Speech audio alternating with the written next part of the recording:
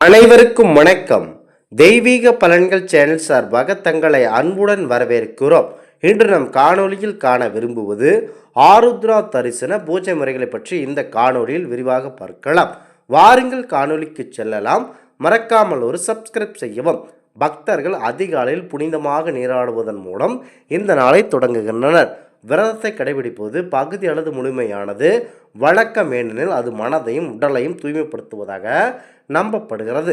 வீடுகள் மற்றும் கோவில்களில் ஒரு புனித பலிபீடம் சிவபெருமானின் உருவம் அல்லது சிலையுடன் அமைக்கப்பட்டுள்ள வேண்டும்.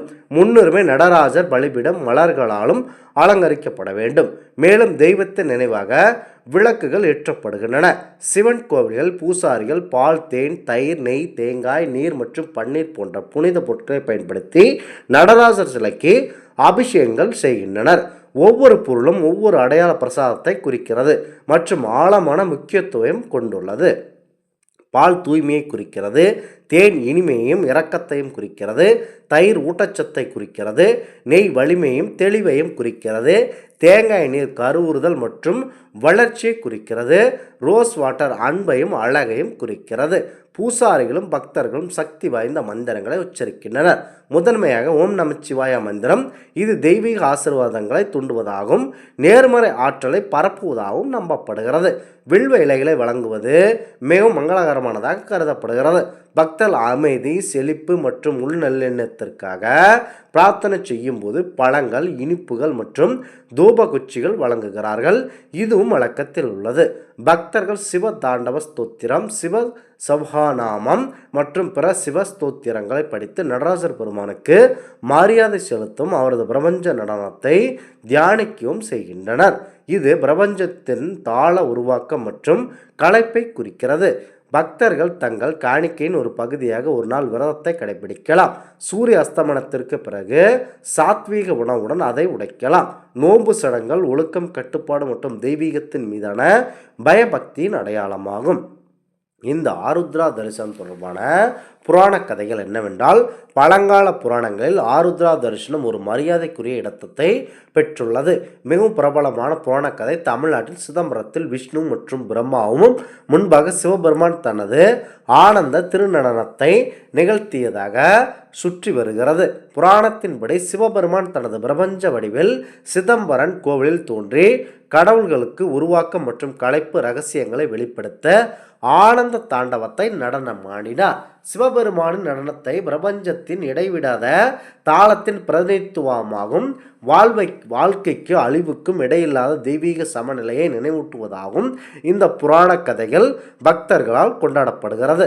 மற்றொரு கதை, சிவனின் தெய்வீக மனைவியான பார்வதி அவரது பிரபஞ்ச நடனத்தை வெளிப்படுத்துமாறு கேட்டுக்கொண்டாராம். மேலும் சிவபெருமான் ஆருத்ரா தரிசன நாளில் அவளுக்கு இந்த விருப்பத்தை வழங்கினார்கள். இந்த கதை பக்தி, சரணாகதி மற்றும் பக்தர்கள் தங்கள் இதயங்களை சிவபெருமானிடம் திறக்கும் போது பெரும் தெய்வீக ஆசீர்வாதங்களை முக்கியத்துவம் அளித்துப்படுகிறது. ஆருத்ரா தரிசனம் சிதம்பரம் நடராஜர் கோவில் மிகவும் பிரசித்தி பெற்று தமிழகத்தில் பல்வேறு கோவில்களில் பிரம்மாண்ட விழாக்களுடன் கொண்டாடப்படுகிறது. சிதம்பரத்தில் ஆருத்ரா உற்சவம் என்று அழைக்கப்படும் திருவிழாவில் அபிஷேகம், தீபாராதனை மற்றும் பிரம்மாண்டமான ஆருத்ரா தரிசனம் உள்ளிட்ட விரிவான சடங்குகள் இடம்பெற்றுள்ளன. அங்கு பக்தர்கள் கடவுளின் அலங்கரிக்கப்பட்ட வடிவத்தை காணலாம். கூடுதலாக கேரளா மற்றும் தென்னிந்தியாவில் பிற பகுதிகளில் உள்ள கோவில்களிலும் திருவிழாவை கடைபிடித்து சிறப்பு பூஜைகள் செய்து பக்தர்கள் சடங்குகளில் பங்கேற்க அனுமதி செய்கின்றனர்.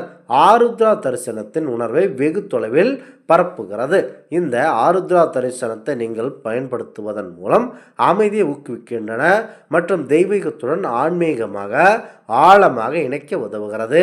மனம் மற்றும் உடல் தூய்மை ஆருத்ரா தரிசனத்தில் கடைபிடிக்கப்பட்டு விரதம் மன தூய்மையும் பெறுகிறது.